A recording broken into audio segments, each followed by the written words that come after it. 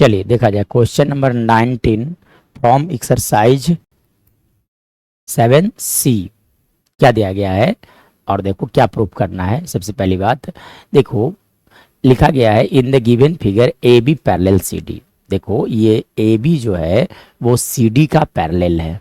आगे देखा जाए and a transversal line T cuts them at E and F. देखो ट्रांसवर्सल लाइन टी जो है वो ई और एफ पर दोनों लाइंस को कट कर रहे हैं respectively. If E F and F Q R the bisector of angle A E F. देखो ये ई पी जो आप देख रहे हो ये बाइसेक्टर है एंगल ए ई एफ का और एफ क्यू जो आप देख रहे हो this is the bisector of angle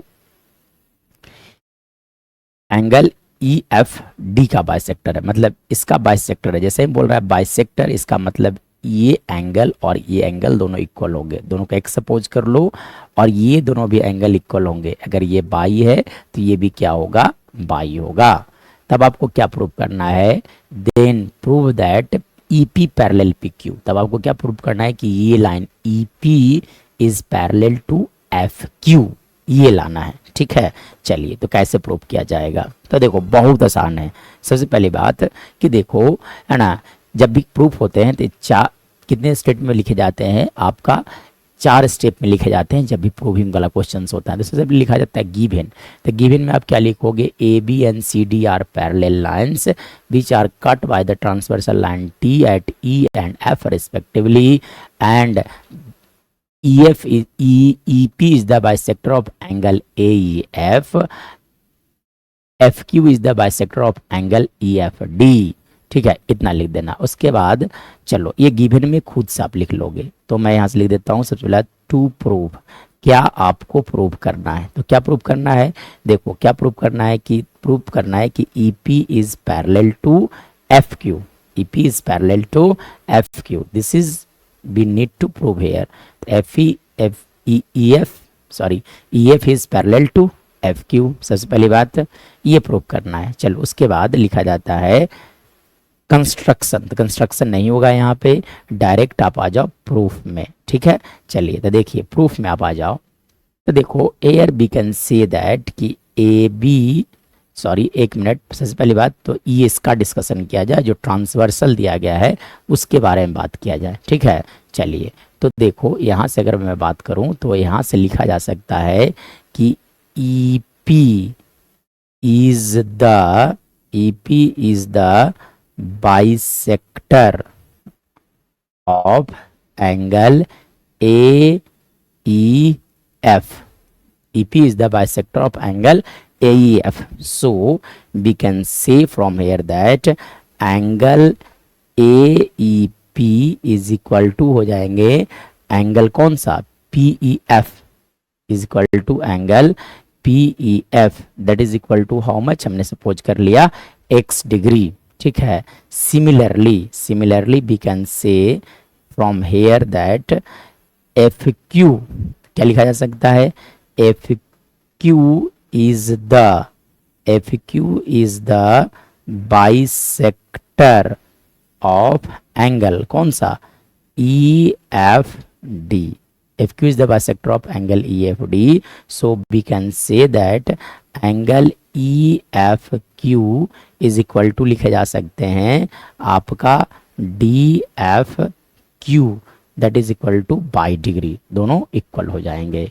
now अब देखो तो सबसे पहली बात यहाँ से तो दोनों इक्वल हो गए कि दोनों इक्वल है, लेकिन अगर मैं बात करूं यहाँ से अगर बात किया जाएगा तब आप क्या लिख सकते हो कि but here A B is parallel to C D. ठीक है, चलिए A B is parallel to C D and T is the transversal। what we are going to write here, and T is the transversal and T is the transversal। T किस तरह का line है, एक transversal line है। तो जब T एक transversal line है, एक मिनट, ठीक है, T is the transversal। चलो T is the transversal।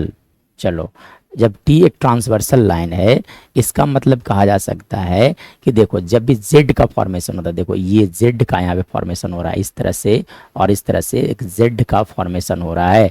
तो जब भी जेड का फॉर्मेशन होगा तो दोनों एंगल्स इक्वल होते हैं बाई अल्टरनेट एंगल। देखो जेड जब भी बनेगा तो this angle is equal to this angle, मतलब we can say this angle is equal to this angle.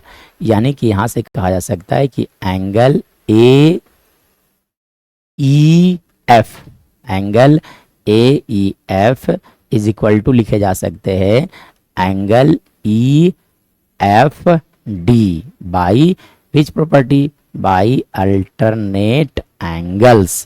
Next अब देखो तो ए ई एफ ये दो पार्ट में स्प्लिट है, x प्लस एक्स जब ऐड करोगे तो that will equal to 2x, ठीक है, that will equal to 2x।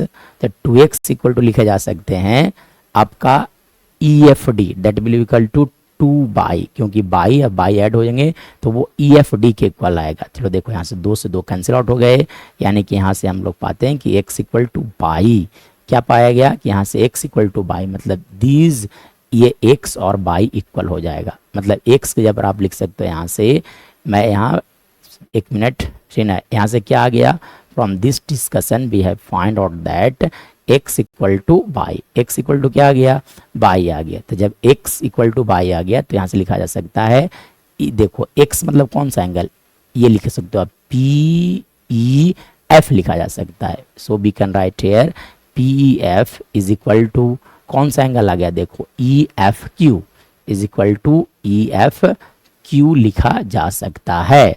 Now अब देखो तो यहाँ पे एक जेड बन रहा है, कुछ इस तरह से फिगर बन रहा है, इस तरह से, इस तरह से और इस तरह से बन रहा है, ठीक है कि नहीं। चलो इसके बाद इस तरह से बना, ठीक है। तो जब इस तरह से होगा तो देखो जेड का फॉर्मेशन हो गया।